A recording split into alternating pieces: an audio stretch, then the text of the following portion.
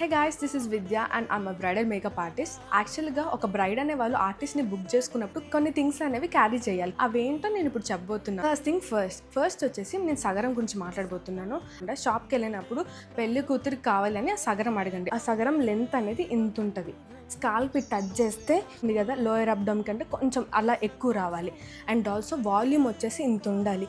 Second thing వచ్చేసి జడగంటలు. ప్రస్తుతానికి నా దగ్గర జడగంటలు అయితే లేవు. జడగంటలు క్యారీ చేయడం చాలామంది బ్రైడ్స్ మర్చిపోతుంటారు. సో అది క్యారీ చేయడం మర్చిపోకండి. థర్డ్ థింగ్ వచ్చేసి మనం వడ్డానం అనే వాళ్ళు యాక్చువల్గా అందరూ క్యారీ చేస్తారు, కానీ ఈ 2 బెల్ట్స్ అనేవి ఉండేలా చూసుకోవట్లేదు. ఎంత మంచి శారీ వేసుకున్నా ఒక వడ్డానం అనేది స్టాండర్డ్గా లేకపోతే ఆ శారీ లుక్ అనేది పోతుంది.